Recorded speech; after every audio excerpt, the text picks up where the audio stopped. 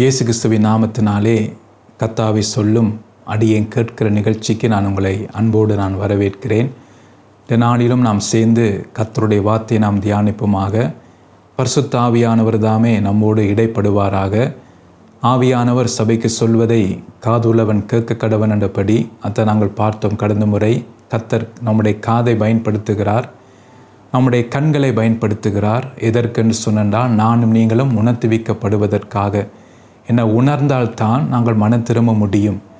அப்போ நாம் உணர்வு இருந்தால்தான் நான் விழுந்து போனோம் என்று சொல்லி அந்த உணர்வு நமக்கு தெரிய வரும். அந்த உணர்வினாலே அன்றைக்கு அநேகருக்கு அந்த உணர்வு இல்லாததினாலே அவர்கள் விழுந்து போனாலும் கூட, கர்த்தரை விட்டு தூரம் போனாலும் கூட அவர்களால் அதை உணர முடியாதபடி இருக்கிறது என்று அவர்கள் எதை பார்க்கிறார்கள் என்றால் கர்த்தருக்கென்று செய்கிற கிரியைகளை பார்க்கிறார்கள். அத்த மத்தையும் நாங்கள் பார்க்கிறோம். ஆண்டவரே, உம்முடைய நாமத்தினாலே நாம் தீர்க்க தரிசனம் சொன்னோம் அல்லவா? உம்முடைய நாமத்தினாலே பிசாசுகளை துரத்தினோம் அல்லவா? உம்முடைய நாமத்தினாலே அநேக அற்புதங்கள் அடையாளங்கள் செய்தோம் அல்லவா? அப்போ அவங்க செய்த கிரியைகளைத்தான் கர்த்தருக்கு முன்பாக சொல்லுகிறார்கள். அவங்க நினைத்தாங்கன்னு சொன்னால் கர்த்தருக்காக நாங்கள் பல காரியத்தை செய்கிறோம், கர்த்தருக்காக வல்லமை ஊழியம் செய்கிறோம், கர்த்தருக்காக நாம் இரவும் பகலும் ஓடி நாம் உழைக்கிறோம். ஸோ ஆகவே நிச்சயமாக நாம் பரலோகம் போவோம். ஆனால் பார்த்தீங்கன்னா அந்த ஆண்டவர் அவங்களை பார்த்து அவங்களை மெச்சவில்லை. உண்மை உத்தமான ஊழியக்காரன் அவர்களை பார்த்து சொல்லவில்லை. அதை தான் அவங்க எதிர்பார்த்தாங்க. ஆனால் கர்த்தர் அவங்க எதிர்பார்த்தபடி அவங்களை அப்படி கூப்பிடாம அவர் எப்படி சொன்னாராம், உங்களை நான் அறியேன் என்று சொல்லுகிறார், அக்கிரமக்காரரை என்னை விட்டு அகண்டு போகல் என்று சொல்லி. அவங்க எதிர்பார்க்கவே இல்லை கர்த்தர் இப்படி சொல்வார் என்று சொல்லி. ஏன்னா அவங்க இயேசுவின் நாமத்தை வைத்து பல காரியத்தை செய்தவர்கள். அற்புதங்கள் நடந்தது, தீர்க்கதரிசனம் எல்லாம் இருந்தது, பிசாசு எல்லாம் துரத்தப்பட்டது, எல்லாம் இருந்தது. ஆனால் பரலோகத்துக்கு போக முடியல. அதுக்கு என்னென்றால் பிதாவை சித்தம் செய்யவில்லை. அதாவது என்னென்றால் பரலோகம் சொல்லுகிறபடி அவங்களுடைய வாழ்க்கை இருக்கவில்லை, அதாவது அவங்களுடைய கிரியை இருக்கவில்லை. அப்போ கிரியை என்று சொல்லும்போது ஒன்று நம்முடைய ஊழிய வாழ்க்கையிலேயும் இருக்கும் அந்த கிரியை, இன்னொன்று என்னுடைய குடும்ப வாழ்க்கையிலே. அப்போ நம்முடைய பிள்ளைகளை வளர்க்கிற விதத்திலே, நம்முடைய குடும்பத்தில் நாம் எப்படி இருக்கிறோம், ஸோ அந்த கிரியைகள் எப்படி இருக்கிறது, நாம் எடுக்கிற தீர்மானங்களில் எப்படி கிரியை இருக்கிறது, நம்முடைய ஜெபங்களில் எப்படி இருக்கிறது கிரியை, நாம் எதற்காக நாம் ஜெபம் பண்ணுகிறோம், எதை நாம் வாஞ்சிக்கிறோம், எதை நாம் விரும்புகிறோம். ஸோ அதெல்லாம் கர்த்தர் பார்க்குறார், அந்த கிரியைகளை பார்க்குறார். அப்போ அந்த கிரியின் படி தான் நமக்கு பலன் உண்டு, அதை நமக்கு அந்த காரியம் இருக்கிறது. அப்போ நீங்களும் இதில் கவனமாக இருக்குவேன். அப்போ இந்த கடைசி காலத்திலே நம்முடைய கிரியை எப்படி இருக்க போகிறது பாருங்கள். அருமையான ஒரு வார்த்தை வெளிப்படுத்தல் எழுதப்பட்டிருக்கு, அதை நான் வாசித்து கடந்து போக விரும்புகிறேன். வெளிப்படுத்தல் 22ஆம் அதிகாரம் 12ஆம் வசனத்தை நான் வாசிக்கிறேன். இதோ சீக்கிரமாய் வருகிறேன், அவனுடைய கிரியைகளின்படி அவனுக்கு நான் அளிக்கும் பலன் என்னோடு கூட வருகிறது. பாருங்கள் என்ன சொல்லப்படுறது, அவன் கிரியைகளுக்கு படி அதான் சொல்லப்படுகிறது, அவனுக்கு நான் அளிக்கும் பலன். அப்போ கர்த்தர் பலன் கொடுக்க வருகிறார். அப்போ அந்த பலன் எப்படி என்றால் என்னுடைய கிரியை பொறுத்து தான் அவர் கொண்டு வருகிற பலனும் இருக்கும். அப்போ நம்முடைய கிரியை எப்படி இருக்கிறது, இன்றைக்கு ஊழியம் செய்கிறோம் தான் நல்லது, கர்த்தருக்கு ஊழியம் செய்கிறோம் நல்லது, சந்தோஷம். ஆனால் அந்த ஊழியம் எப்படி இருக்கிறது, கர்த்தர் சொல்லுகிறபடி நாம் செய்கிறோமா, அல்லது நானாவே யோசித்து இயேசுவின் நாமத்தை பயன்படுத்தி இந்த ஊழியங்களை செய்கிறோமா, அல்லது தீர்மானங்கள் எடுக்கிறோமா? அப்போ அநேகர் விழுந்து போகிறது எதில் என்று சொன்னால் இப்படிப்பட்ட கிரியை, அதாவது கர்த்தர் சொல்லாமலே இவர்கள் கிரியை செய்கிறது. அதான் மத்த 7ஆம் அதிகாரத்தை அவங்க பார்க்கும்போது அற்புதம் செய்தாங்கத்தான், ஆனால் கர்த்தர் சொல்லவில்லை. பிசாசு துரத்தினார்கள், தீர்க்கதரிசனம் உரைத்தார்கள், ஆனால் கர்த்தர் சொல்லலை. அப்போ அவங்க இயேசுவின் நாமத்தை பயன்படுத்தி ஊழியம் செய்தார்கள் தான், ஆனால் தேவனுடைய சித்தம் அங்கே இருக்கவில்லை. அதான் நாம் எச்சரிக்கை அற்பமாக இந்த கடைசி காலம். அப்போ சத்துரு பல பேரை வஞ்சித்து கொண்டிருக்கிறான். அது ஊழியக்காரில் இருந்து கடைசி சிறு பிள்ளை வரைக்கும் இன்றைக்கு சத்துரு அநேகரை வஞ்சிக்கிறான். அப்போ நானும் நீங்கள் எச்சரிக்கை அற்பமாக அப்படி நம்முடைய கண்ணை குறித்து கவனமாக இருக்க வேண்டும், நம்முடைய காதை குறித்து நாம் கவனமாக இருக்க வேண்டும். ஸோ அதான் இன்றைக்கும் நாங்கள் அந்த கண்ணை குறித்து தான் நாங்கள் பார்க்க போகிறோம். பாருங்கள், ஆதியாகமம் 3ஆம் அதிகாரம் 7ஆம் வசனத்தை நான் வாசிக்க விரும்புகிறேன். அப்பொழுது அவர்கள் இருவருடைய கண்களும் திறக்கப்பட்டது, அவர்கள் தாங்கள் நிர்வாணிகள் என்று அறிந்து அத்திலைகளை தைத்து தங்களுக்கு அரைக்கச்சைகளை உண்டு பண்ணினார்கள் என்று சொல்லி இங்கே நாங்கள் பார்க்கிறோம். பாருங்கள், முதல் பார்க்கும்போது அவர்கள் அந்த கனியை பறித்து புசிக்கிறதுக்கு முன் பார்க்கும்போது அவர்கள் நிர்வாணிகள் என்று சொல்லி அவங்களுக்கு தெரியவில்லை. ஆனால் எப்போ பார்த்தீங்கன்னா அந்த கண்ணாலை பார்த்தா தான், கடந்த முறை நாங்கள் பார்த்தோம் 4 காரியத்தை ஏவாள் கண்ணாலை பார்த்து பாருங்கள், அந்த 4 காரியங்கள் அவருக்கு தெரிய வருகிறது. கண்ணாலை பார்க்கும்போது 4 காரியங்கள். லோத்தை நாங்கள் பார்க்கும்போது நாங்கள் பார்த்தோம், சமபூமி என்று பார்க்கிறார், நீர்வளம் பொறிந்திருந்த என்று பார்க்கிறார். பார்த்தீங்கன்னா அங்கே என்ன கர்த்தருடைய தோட்டத்தை போல் இருந்ததுன்னு சொல்லுகிறார், எகிப்தை போல் என்று. அப்போ 4 காரியம் அங்கே நாங்கள் பார்க்குறோம். அதே 4 காரியம்தான் இங்கே பார்த்தீங்கன்னா ஏவாளும் பார்க்குறாள். பாருங்கள் எப்படி பிசாசு செயல்படுகிறான்னு பாருங்கள். அப்பா இல்லை ஒரே காரியம்தான், ஆனால் பார்த்தீங்கன்னா லோத்து வேறு விதமாய் பார்க்குற 4 காரியங்கள் தான். கண்ணாலை பார்க்குறத பார்க்குறோம், சமபூமி நீர்வளம் பொருந்தினது, கர்த்தருடைய தோட்டம் போல் இருந்தது, எகிப்தின் தேசத்தை போல 4 காரியங்கள். அப்போ ஏவாள் பார்த்தீங்கன்னா அவளும் 4 காரியங்கள் தான். அந்த கனியை பார்க்கும்போது இது நல்லது, இது இன்பமானது, புத்தியை தெளிவிக்கிறது, இச்சிக்கப்படத்தக்கது. அப்போ அதை கண்டு பறித்து கொள்ளுகிறாள். அதுக்கு பிறகு தான் ஒரு சம்பவம் நடக்கிறது. அவள் எதிர்பார்க்கவில்லை. அவள் நினைச்சாண்டா தேவனை போல மாறி விடுவோம் என்று சொல்லி. ஏன்னா பிசாசு அப்படி தான் சொன்னான். அவன் ஏற்கனவே தேவனுடைய சாயலால் படைக்கப்பட்டாமல் தேவனுடைய மகிமையினாலே மூடப்பட்டிருக்கிறார்கள். அது அவளுக்கு தெரியவில்லை. பாருங்கள் பிசாசு எப்படி வஞ்சித்தானு பாருங்கள், எப்படி அந்த வலைக்குள் விழ வைத்தானு பாருங்கள். எச்சரிக்கையார் இந்த கடைசி காலம் என்றபடினாலே அநேகர் ஆயத்தப்படாதபடிக்கு உலக கண்களை பயன்படுத்துகிறான். அநேக ஊழியக்காரர்கள், அநேக விசுவாசிகள், அநேக குடும்பங்கள், வாலிபர்கள், பிள்ளைகள் எல்லாருக்கும் பார்த்தீங்கன்னா இந்த உலக கண்ணாலே பார்க்க தூண்டுகிறான். அவர்கள் தீர்மானம் எடுக்கிறதுக்கு லோத்தெடுத்த தீர்மானத்தை பார்த்தோம். பாருங்கள், அது ஆபத்தாய் முடிந்து போனது. எல்லாத்தையும் இழந்தார்கள். பாருங்கள், தன் ஜீவன் தப்ப ஓட வேண்டி வந்து விட்டது. அப்போ நாம் கவனமாக இருக்க வேண்டும். அப்போ இங்கே நாங்கள் பார்க்கும்போது அந்த 4 காரியத்தை பார்த்து அவர் என்ன செய்கிறாள், அந்த பழத்தை பறித்து கொள்ளும் போது ஒரு சம்பவம் நடக்கிறது. என்னன்றதான் நாங்கள் இப்போ வாசித்தோம். அப்பொழுது அவர்கள் இருவருடைய கண்களும் திறக்கப்பட்டது, அவர்கள் தாங்கள் நிர்வாணிகள் என்று அறிந்து. அப்போ அந்த கண் திறந்த உடனே முதல் அவங்களுக்கு தெரிய வருகிறது என்னென்றால் தாங்கள் நிர்வாணிகள். பாருங்கள், அதான் நாங்கள் அந்த கவனமாக இருக்க வேண்டும். இந்த காரியத்தை குறித்து நாங்கள் பார்ப்போம், தியானிப்போம். ஆவியானவர் தாமே எனக்கும் உங்களுக்கும் அவர் உதவி செய்வாராக இந்த காரியத்தை நாம் கற்றுக்கொள்வதற்கு. பாருங்கள், இதெல்லாம் ஒரு பலமான ஆகாரமாக இருக்கிறபடியினாலே அது உடனே நம்மால் விளங்கிக்கொள்ள கஷ்டமாக இருக்கும். அப்போ ஆவியானவர் தான் இந்த காரியங்களை நமக்கு வெளிப்படுத்த முடியும். அவர் தான் நமக்கு இது விளங்கப்படுத்த வேண்டும். அப்போ நாம் அந்த சரியாக கவனமாக இந்த வார்த்தையை கேளுங்கள் என்றால் கொஞ்சம் உங்களோட சிந்தனை திருப்பினீங்கள் என்றால் அந்த செய்தியின் விளக்கம் உங்களுக்கு இல்லாமல் போய்விடும். ஆகவே நாம் இந்த கவனமாய் கவனித்து நாம் கேட்போமாக. அது நீதியால் இதயம் திறக்கப்பட்டது என்று நாங்கள் பார்க்குறோம். பவுல் பிரசங்கித்து கொண்டிருக்கும் போது ஆண்டவர் என்ன செய்தாராம், லீதியாளின் இருதயத்தை கர்த்தர் திறந்தார் என்று சொல்லி நாங்கள் பார்க்கிறோம். அப்போ நம்முடைய இருதயத்தும் கர்த்தர் திறக்க வேண்டும். அந்த ஆவிக்குரிய காரியங்களை நாம் அறிந்து கொள்ள, அந்த பலமான ஆகாரம் நமக்குள் கிரியை செய்து நாம் கர்த்தருக்குள் நாம் வளர, கிறிஸ்துவை நாம் அணிந்து கொள்ள பார்த்தீங்கன்னா இந்த பலமான ஆகாரம் தான் நமக்கு உதவி செய்ய வேண்டும். அதுதான் நம்மை பூரணப்படுத்தும் பலமான ஆகாரம். அதை கடந்த முறை நாங்கள் பார்த்தோம். பாலை குடித்தோம் என்றால் நாம் அப்படியே நாம் இருந்து விடுவோம். இயேசுவை மாத்திரம் அறிந்து அப்படியே இருந்து விடுவோம். ஆனால் நாம் கடந்து போக வேண்டும் என்று எபிரேயரில் நாங்கள் பார்க்கிறோம்.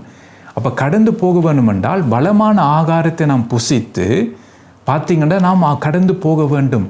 அப்போ கடந்து போனால் அப்போ எப்படி என்று சொன்னாண்டா நாம் சத்தியம் உள்ளவரை அறிவோம். இப்போ ஒரு காலத்தில் இயேசுவை அறிந்தோம், ஆனால் நாம் பலமான ஆகாரத்தை சாப்பிட்டு கொண்டு போகும்போது நாம் சத்தியம் உள்ளவரை நாம் அறிந்து கொள்வோம். அதை கேட்டு புத்தி நமக்கு வருமே.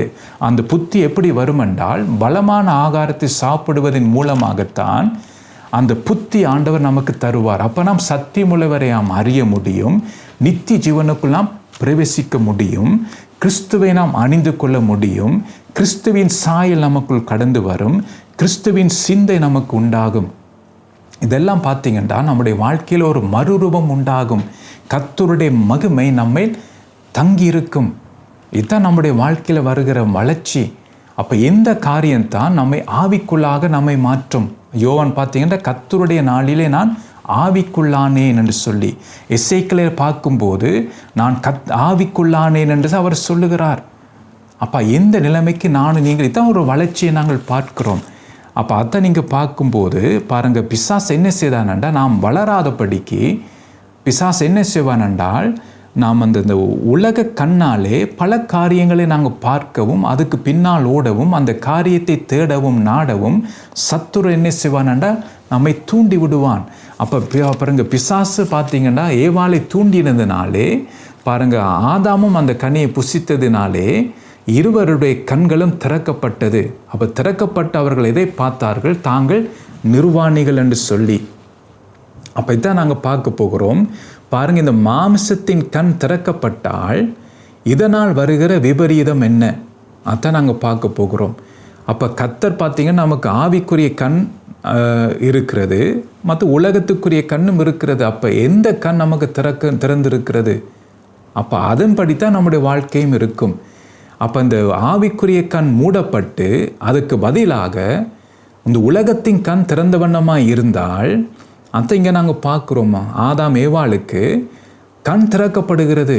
அப்போ எந்த கண் திறக்கப்படுகிறது? ஆவிக்குரிய கண் திறக்கப்படவில்லை, இந்த மாமிச கண் திறக்கப்படுகிறது. அந்த மாமிச கண் திறக்கப்பட்ட படியால் தான் முதலாவது அவங்க பார்த்தது எதென்றால், தாங்கள் நிர்வாணிகள் என்று பார்க்கிறார்கள். அதான் முதல் காரியத்தை நாங்கள் பார்ப்போம். அது என்னென்றால், தேவனுடைய மகிமையை இழந்து போனதினாலே அவர் நிர்வாணிகள் என்று அவர்கள் பார்க்கிறார்கள். அப்போ இதுவரைக்கும் பாருங்கள், நிர்வாணம் அவங்களுக்கு தெரியவில்லை. ஏனென்றால் கர்த்தருடைய மகிமை அவர்களை மூடியிருந்தது. அந்த மகிமையினால் அவர்கள் மூடப்பட்டிருந்தார்கள். ஆனால் இப்போது பார்த்தீங்கன்னா கர்த்தருடைய வார்த்தை அவர்கள் மீறியதினாலே அந்த உலக கண் பார்த்தீங்கன்னா தான் அந்த மாமிச கண் அது திறக்கப்பட்டபடியினாலே அவர் நிர்வாணிகள் என்று சொல்லி அவங்க பார்க்குறாங்க. பாருங்கள், அந்த நிர்வாணம் என்றால் அதை எதை குறிக்கிறது பார்த்தீங்கன்னா, அது மாமிசத்தை குறிக்கிறது. நிர்வாணம்னா தான் நம்முடைய மாமிசம் தான் அது நிர்வாணம்.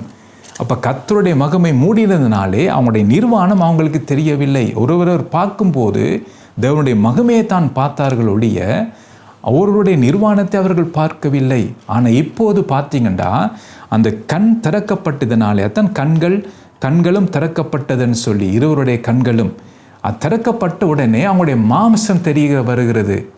அதான் ஒருவருக்கு ஒரு பார்க்கும்போது அது நிர்வாணி என்று சொல்லி அதான் மாமிசம் தெரிய வருகிறது. அப்போ முதல் காரியத்தை நாங்கள் பார்ப்போம்.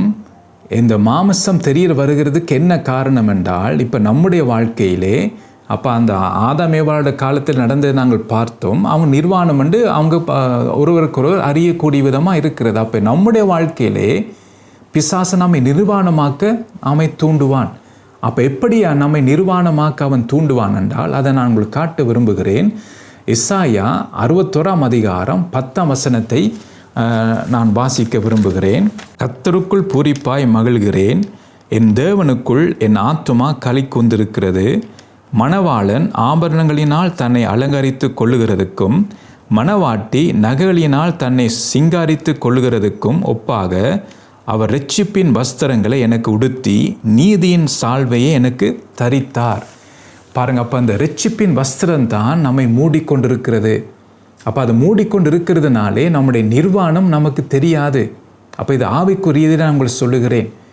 அப்போ இரட்சிப்பு தான் நம்மை மூடிக்கொண்டிருக்கிறது. அந்த இரட்சிப்பு அதான் வெளியேற பெற்றது என்றால் அந்த இரட்சிப்பு சும்மா நமக்கு வரவில்லை. இயேசு தம்முடைய சொந்த இரத்தத்தை சம்பாதித்து நமக்கு அந்த இரட்சிப்பை தந்தார். அப்போ இலவசமாக அந்த இரட்சிப்பு நமக்கு வந்தது. ஆனால் அந்த இரட்சிப்பை இழக்கிறதுக்கு தான் சத்துருண்டைக்கு என்ன செய்கிறான், நம்மை நிர்வாணமாக. அப்போ இரட்சிப்பை இழந்தோம் என்றால் நம்முடைய மாம்சம் வெளிவந்து விட்டுரும். அதான் பார்த்து முந்தினா மாம்சத்தில் தான் இருந்தோம். ரட்சிக்கப்பட்ட பின்பாடு நமக்கு இரட்சிப்பின் வஸ்திரம் நாம் தரிப்பிக்கப்பட்டிருக்கிறோம். இரட்சிப்பின் வஸ்திரம் நமக்கு இருக்கிறது. அப்போ அதுதான் நம்முடைய மாம்சத்தை மூடி விடுகிறது, அந்த மாம்சத்தை அழிக்கிறது. அதான் அவர் பார்த்தீங்கன்னா அவர் நம்முடைய பாவத்துக்காக அவர் ஒரே தரம் பலியானார்ன்னு நாங்கள் பார்க்குறோம். அப்போ நமக்காக பார்த்தீங்கன்னா நம்முடைய பாவத்துக்காக அவர் மரித்தார்ன்னு நாங்கள் பார்க்குறோம். அடக்கம் பண்ணப்பட்டார், 3வது நாள் அவர் உயிரோடு எழுந்தார். எதற்கென்று சொன்னால் நம்முடைய பாவத்துக்காக, நமக்கு இரட்சிப்பின் வஸ்திரத்தை உடுத்துவிக்கிறதுக்காக அவர் பலியானார். அதான் நாங்கள் பார்க்குறோம். அப்போ அந்த இரட்சிப்பின் வஸ்திரம் பாருங்கள் எவ்வளோ விலையேற பெற்றதுன்னு சொல்லி, அதுதான் முடிவு பறை நிலைத்திருப்பவனே ரட்சிக்கப்படுவான். அப்போ நம்முடைய ரட்சிப்பை நான் பாதுகாக்க வேண்டும். ஆனால் பிசாசு என்ன செய்வான் என்றால் நம்முடைய கண்ணை தூண்டி விடுவான். உலக காரியங்களை பார்க்கவும் அந்த உலக காரியங்களுக்கு பின்னால் ஓடவும் நம்முடைய கண்ணை தூண்டி விடுவான். அப்போ நாம் என்ன செய்வோம் என்றால் உலக காரியங்கள் பின்னால் ஓடி ஓடி ஓடி அப்படி கர்த்தரை விட்டு நாம் தூரம் போய் கொண்டிருப்போம். அப்போ காலப்போக்கில் அந்த ரட்சிப்பை நாம் இழந்து விடுவோம். அந்த ரட்சிப்பை இழந்து பார்த்திங்கன்னா நம்முடைய மாம்சம் வெளிவர தூண்டிவிடும். அதான் நிர்வாணம். அதான் நாங்கள் பார்க்குறோம். அவங்க கண் திறக்கப்பட்ட உடனே அவங்க பார்த்தது முதல் நிர்வாணம், மாமிச காரியங்கள். அதுக்கு முதல் அவங்களுக்கு மாமிசம் நிர்வாணம் என்று தெரியாது. அவங்க அந்த வார்த்தை அவங்களுக்கு தெரியாது. நிர்வாணம் என்றது தெரியாத காரியம். அதான் ஆண்டு சொன்ன நிர்வாணம் என்று சொன்னது யார் என்று சொல்லி ஆண்டு சொல்ல ஆதிகாமத்திலே உனக்கு சொன்னது யாரு பாருங்க. அப்போ நாம் கவனமாக இருக்க வேண்டும் இந்த காரியத்திலே. அப்போ பிசாசு இன்றைக்கு பல பேரை அந்த ரட்சிப்பை இழக்க தூண்டி அவர்களை நிர்வாணமாக்க, அதாவது அந்த மாம்சம் வெளியில் வருவதற்கு அவன் முயற்சி பண்ணுவான். அப்போ இதான் நாம் கவனமாக இருக்க வேண்டும். பாருங்கள், இந்த ரட்சிப்பின் வஸ்திரத்தை இழந்து போவது எப்படி இருக்கும்? அந்த ரட்சிப்பை நாம் இழந்தோம் என்றால் கர்த்தர் ரட்சித்தாருங்களை, ஆனால் முடிவு பரியந்தம் அந்த ரட்சிப்பை நாம் காத்துக்கொள்ள வேண்டும் என்று. அதுதான் பரலோகம் போவதற்கு அது நமக்கு முக்கியம்.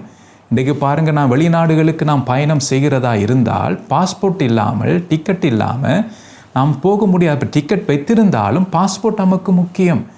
அப்போ அது இல்லாமல் வேறு வெளிநாடுகளுக்கு நாம் போக முடியாது. அதே போலத்தான் நம்முடைய ரட்சிப்பை நாம் பாதுகாக்காட்டால் நாம் பரலோகம் போக முடியாது.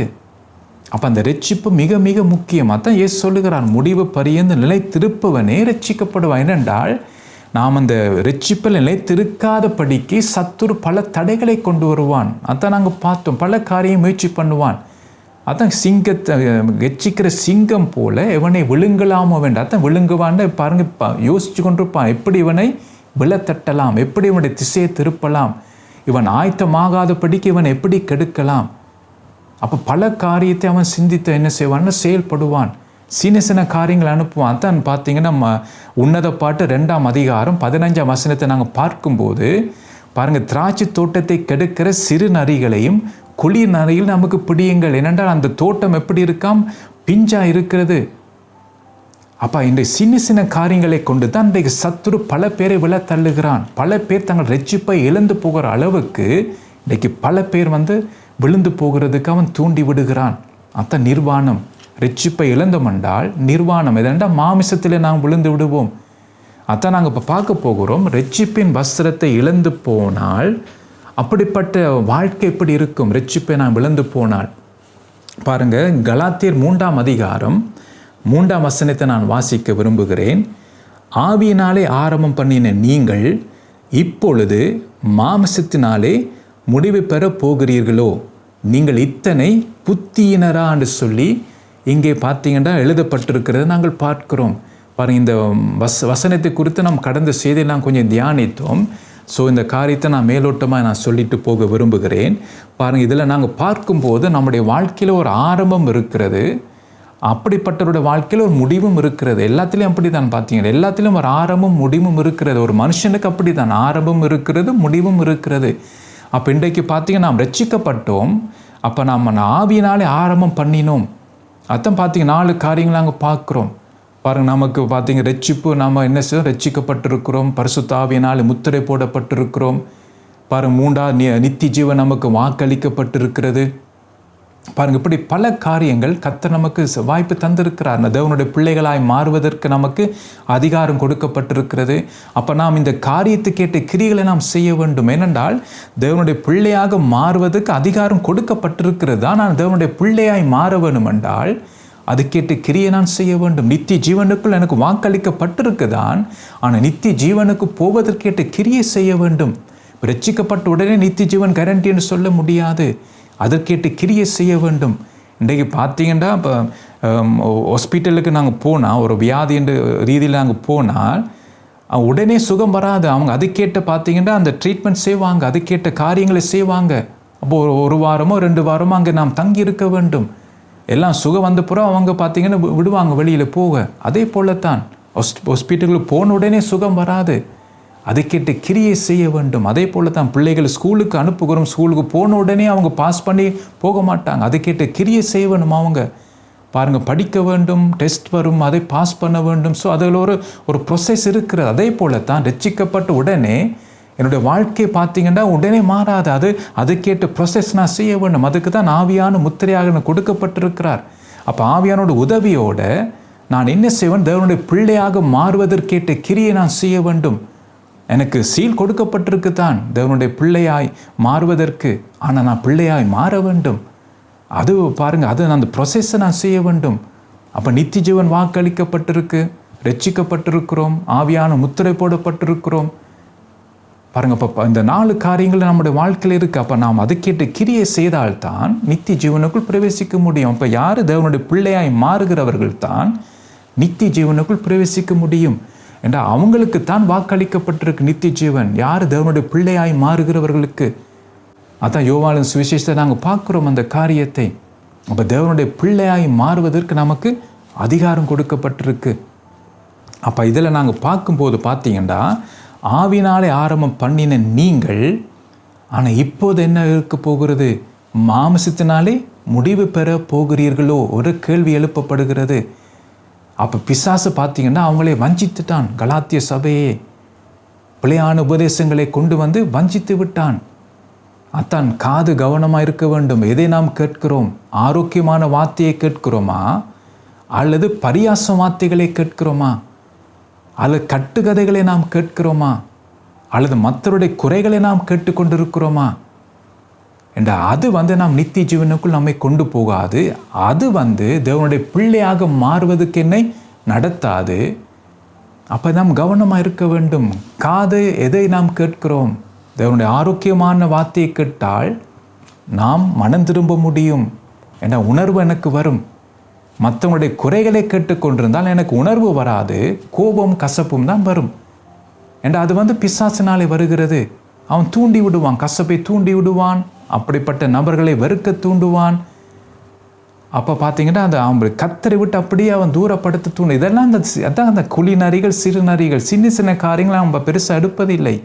ஆனால் இதுதான் பார்த்தீங்கன்னா அவங்களுடைய ஆவிக்குரிய வாழ்க்கை, அந்த ரட்சிப்பின் வஸ்திரத்தை இழக்க இப்படிப்பட்ட காரியங்கள் தான் தூண்டுகிறது.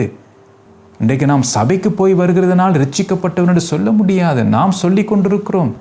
ஆனால் நம்முடைய கிரியை எதை வெளிப்படுத்துகிறது? நான் ரட்சிக்கப்பட்டவனு அதை கிரியை வெளிப்படுத்துகிறதா? பாருங்க. அப்போ இன்னும் பாருங்க, பல பேர் அடிமைத்தனத்தில் இருக்கிறார்கள். ஏதோ பல பாவத்தினாலே கட்டப்பட்டிருக்கிறார்கள். இன்னும் மாம்சம் அவர்கள் மேல் இருக்கிறது. அதான் மாமிசம். அதான் பிசாசை நம்ம நிர்வாணமாக்க அவன் தூண்டுவான். நம்முடைய மாமிசத்தை தூண்டி விடுவான். பாருங்க, இன்றைக்கு சபைகளே எவ்வளோ மாமிச காரியத்தை பார்க்கிறோம். சண்டை பண்ணுதலை நாங்கள் பார்க்கிறோம், பொறாமையை நாங்கள் பார்க்கிறோம், எரிச்சலை நாங்கள் பார்க்கிறோம், வாக்குவாதங்களை நாங்கள் பார்க்கிறோம், கீழ்ப்படியாத காரியத்தை நாங்கள் பார்க்கிறோம். அதெல்லாம் மாமிசத்துக்குரிய காரியங்கள். அதான் நிர்வாணம். இன்றைக்கு நாம் கவனமாக இருக்க வேண்டும். பாருங்க, அவங்களுடைய கண் திறக்கப்பட்டது தான். ஆனால் உடனே அவங்க நிர்வாணத்தை தான் பார்த்தார்கள். தாங்கள் நிர்வாணிகள் என்று அறிந்து அவர் இனேசன் அத்தியிலேயே தங்களுக்கு உடுத்து வைத்து கொண்டார்கள். அப்போ நாம் கவனமாக இருக்க வேண்டும். பிசாசு நம்மை நிர்வாணமாக்காதபடிக்கு நாம் எச்சரிக்கையாக இருக்க வேண்டும். அதான் அவனுடைய காரியத்தை நாங்கள் பார்க்கிறோம். அப்போ அந்த மாமிசத்தின் முடிவு எப்படி இருக்குமென்று அதான் நான் பார்க்குறோம். சொல்லுகிறார், நீங்கள் இப்பொழுது மாமிசத்தினாலே முடிவு பெற போகிறீர்களோ. அப்போ நாம் ஆவியிலே ஆரம்பம் பண்ணினோம் தான், நல்ல ஒரு ஆரம்பம் தான் ரட்சிப்பு. ஆனால் இப்போ நான் ரட்சிப்பை பாதுகாக்காட்டால், அந்த ரட்சிப்பில் நிலைத்திருக்காவிட்டால் நம்முடைய முடிவு மாமிசத்திலே இருக்கும். மற்ற நிர்வாணமாய் போய்விடும். மற்ற அந்த நிர்வாணம்ண்டா மாமிசம். அதான் உங்களுக்கு அப்போது நான் சொன்னேன். அப்போ முடிவு எப்படியாம்? நிர்வாணமாய் போய்விடுகிறது. பிசாசு நம்மை நிர்வாணமாக்கி விடுவான்.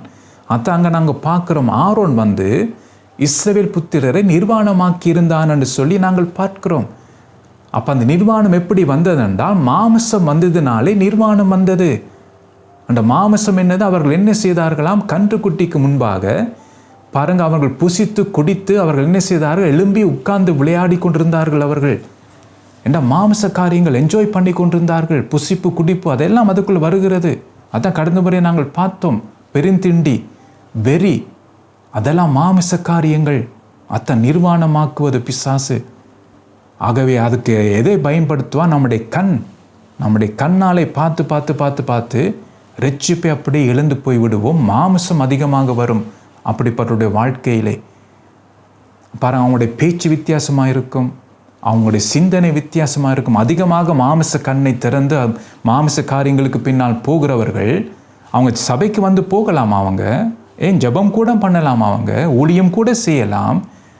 ஆனால் அவங்களுடைய வாழ்க்கையை நாங்கள் பார்க்கும்போது அதிக மாமிச காரியங்கள் இருக்கும். அவங்களுடைய பேச்சில் நாங்கள் கண்டுபிடிக்கலாம். அவங்களுடைய பேச்சு, அவங்களுடைய சிந்தனைகள், அவங்களுடைய கிரியைகளினாலே நாங்கள் பார்க்க முடியும். என்ற அவங்களுடைய வாழ்க்கையிலே ஆவிக்குரிய காரியங்களை பார்க்க முடியாது. தேவனுடைய சாயலை அவங்களுக்குள் பார்க்க முடியாது. எல்லாம் மாம்ச காரியங்கள். அதான் நிர்வாணம். அப்போ இன்றைக்கு பிசாசு பல பேரை நிர்வாணமாக்க அவன் பார்த்தீங்கன்னா தூண்டுகிறான். ஆகவே நம்முடைய இரட்சிப்பின் வஸ்திரத்தை நாம் காத்துக்கொள்வோமாக. முடிவு பரியந்த நிலைத்திருப்பவனை இரட்சிக்கப்படுவான். ஆவியிலே ஆரம்பம் பண்ணினோம்தான், ஆனால் அவனுடைய முடிவு எப்படி இருக்க போகிறது? நாம் நம்முடைய இரட்சிப்பில் நிலைத்திருக்க வேண்டும். பிசாசு நம்மை நிர்வாணமாக்க தூண்டுவான். அப்போ நாம் கவனமாக இருக்க வேண்டும். பாருங்கள், அப்போ மாமிசத்தின் முடிவு எப்படி இருக்கும் என்றால், முதலாவது பாருங்கள், கலாத்தியர் 5ஆம் அதிகாரம் 19 21 வசனத்தை நான் வாசிக்க விரும்புகிறேன். அந்த நிர்வாணம் வரும்போது, அதாவது அந்த மாம்சம் நமக்குள் வெளியில் வரும்போது அந்த காரியத்தை நாங்கள் பார்க்க முடியும். மாம்சத்தின் கிரியைகள் வெளியரங்கமாக இருக்கின்றன.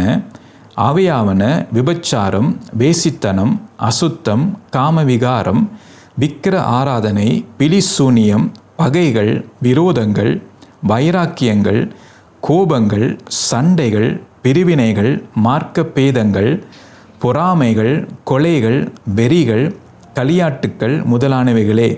இப்படிப்பட்டவைகளை செய்கிறவர்கள் தேவனுடைய ராஜ்யத்தை சுதந்தரிப்பது இல்லை என்று முன்னே நான் சொன்னது போல இப்பொழுது உங்களுக்கு சொல்லுகிறேன் என்று சொல்லி இங்கே நாங்கள் பார்க்கிறோம். பாருங்கள், அப்போ பிசாசு என்ன செய்வான் என்றால், அந்த இரட்சிப்பை இழக்கிறதுக்கு நம்முடைய மாம்சத்தை தூண்டி விடுவான். அதான் நம்மை நிர்வாணமாக்குறதுக்கு அவன் தூண்டி விடுவான். அப்போ நம்முடைய வாழ்க்கையிலே அந்த இரட்சிப்பின் வஸ்திரத்தை நான் இழக்கும் போது பாருங்கள், அவங்களுடைய வாழ்க்கை எப்படி இருக்குமெண்டா மாம்சத்திலே முடிவு பெறுவார்கள். அதான் கலாத்தியர் நாங்கள் பார்த்தோம். ஆவியில் ஆரம்பம் பண்ணினீங்க, ஆனால் இப்போது மாம்சத்தின் முடிவை பெற போகிறீர்களோ என்று சொல்லி அவர் அங்கே கேட்கிறார். அப்போ அந்த மாம்சத்தின் முடிவு எப்படி இருக்குமெண்டா, முதலாவது மாம்சத்தின் கிரியைகள் வெளிப்படும். அதை நாங்கள் இங்கே பார்க்குறோம். மாம்சத்தின் கிரியைகள் என்று சொல்லி இங்கே நாங்கள் பார்க்க வெளியரங்கமாக இருக்கின்ற பல காரியத்தை நாங்கள் பார்க்கிறோம். பாருங்கள், அப்போ இதெல்லாம் பார்த்தீங்கன்னா ரட்சிக்கப்பட்டவர்களுடைய வாழ்க்கையிலே அந்த ரட்சிப்பின் வஸ்திரத்தை இழக்கும் போது பாருங்கள், அவங்களுடைய வாழ்க்கையிலே இந்த மாம்ச காரியங்கள் ஒன்றொண்டா வெளியில் வந்து கொண்டே இருக்கும். பாருங்கள், பல காரியத்தை இங்கே நாங்கள் பார்க்கிறோம். அப்போ இந்த மாம்சம் வந்தால் அதான் நிர்வாணம் வருகிறது. அதான் அங்கே ஆதமேவாள் நிர்வாணமாக இருந்ததை அவர்கள் பார்க்கிறார்கள். அங்கே பார்க்கும்போது ஆரோன் இஸ்ரவேல் ஜனங்கள் நிர்வாணமாக்கி இருந்தான்னு சொல்லி இந்த மாம்சம் அங்கே வந்து விட்டது. மாம்ச காரியங்கள், கர்த்தர் வெறுக்கிற காரியங்களை செய்தார்கள். அப்போ இன்றைக்கு நம்முடைய கிரியை எப்படி இருக்கிறது? நம்முடைய இரட்சிப்பை நாம் பாதுகாக்கிறோமா? நம்முடைய இரட்சிப்பில் நாம் நிலைத்திருக்கிறோமா? அல்லது நம்முடைய மாம்சம் பிசாசு தூண்டி அதாலே நம்முடைய இரட்சிப்பை நாம் இழக்கப் போகிறோம் என்றால் அங்கே என்ன சொல்லுகிறது பாருங்கள். தேவனுடைய இப்படிப்பட்டவைகளை செய்கிறவர்கள், அதாவது அந்த கிரியை பார்க்கிறோம், செய்கிறவர்கள், அந்த கிரியை செய்கிறவர்கள் தேவனுடைய ராஜ்யத்தை சுதந்தரிப்பது இல்லை என்று முன்னே நான் உங்களுக்கு சொன்னது போல இப்பொழுதும் உங்களுக்கு சொல்லுகிறேன். அப்போ என்னவா? தேவனுடைய ராஜ்யத்தை சுதந்தரிப்பது இல்லை அந்த மாமிசக்காரன். அப்போ எவ்வளவு நாம் கவனிக்க வேண்டும் என்று பாருங்கள். ரட்சிக்கப்பட்ட உடனே பரலோகம் போக முடியாது, ஊழியம் செய்தாலும் போக முடியாது. நம்முடைய வாழ்க்கை மாற வேண்டும். அதான் முடிவு பரியந்த நிலைத்திருப்பவனே ரட்சிக்கப்படுவான். அப்போ நம்முடைய ரட்சிப்பு பூரணமாக வேண்டும். இயேசுவை நாம் ஏற்றுக்கொண்டோம், ரட்சிப்பு ஆரம்பிக்கப்படுகிறது. அதான் நாங்கள் பார்க்க தேவனுடைய பிள்ளையாக மாறுவதற்கு அதிகாரம் கொடுக்கப்பட்டிருக்கு. அப்போ அந்த அதிகாரத்தை பயன்படுத்தி நான் தேவனுடைய பிள்ளையாக மாற வேண்டும். அப்போ நான் தேவனுடைய பிள்ளையாக மாறும்போது, அது பூரணம் வரும்போது என்ற ரட்சிப்பும் பூரணப்படும். அதான் நாங்கள் பார்க்குறோம். அப்போ இதுக்காகத்தான் நாம் என்ன செய்யணும்னா, நம்முடைய காதை பயன்படுத்தி கர்த்தருடைய வார்த்தையை கேட்டு நம்முடைய இதயத்தில் எடுத்து நாம் உணர்ந்து மனம் திரும்ப வேண்டும். நமக்கு நல்ல சான்ஸ் பாருங்கள். அதான் நாங்கள் பார்க்க 2 கொரிந்தியர் 6ஆம் அதிகாரம் 2ஆம் வசனம். அணுகிற காலத்தில் என்னவும் நான் உனக்கு செவி கொடுத்தேன்னு சொல்லுகிறார். ரட்சிப்பின் நாளிலே நான் உனக்கு உதவி செய்தேன். அருமையான வார்த்தை. அப்போ இன்றைக்கு நாம் வாழ்கிற காலம் ஒரு அணுகிற காலம். அப்போ இதற்காக நான் ஜெபம் பண்ண வேண்டும். ஆண்டவரே, இந்த மாம்ச காரியத்தை என்னை விட்டு எடுத்து விடும். இன்னும் மாம்சம் எனக்குள் இருக்கிறது. ஆண்டவரே, நான் இதற்காக நான் உம்முடைய சமூகத்தில் நான் போராடுகிறேன், நீர் எனக்கு உதவி செய்வீராக. அப்போ இப்படிப்பட்ட ஜெபங்களை நாம் செய்ய வேண்டும், ஆவியானோட உதவியோட. அந்த யூதா 20 சொல்லப்படுகிறது, ஆவிக்குள் ஜெபம் பண்ண வேண்டும் என்று சொல்லி. அப்போ அவர் ஜெபத்தை செய்யும் போது இந்த சத்துருவின் கிரியைகளை நாம் மேற்கொள்ள முடியும், இந்த மாம்சத்தை நாம் ஒடுக்க முடியும். அப்போ அதை நாம் செய்ய வேண்டும். அதான் நாங்கள் பார்க்குறோம். பிசாசு என்ன செய்வார் என்றால், மாம்சத்தின் கிரியைகளை அவன் தூண்டி விடுவான். அப்போ மாம்ச காரியங்கள் வெளிப்படும். ஸோ அடுத்த முறைக்கு மிச்ச காரியத்தை நாங்கள் பார்ப்போம், என்னென்ன மாம்ச காரியங்கள் என்று சொல்லி. ஸோ அது வரைக்கும் கர்த்தர் தாமே உங்களை ஆசீர்வதிப்பாராக.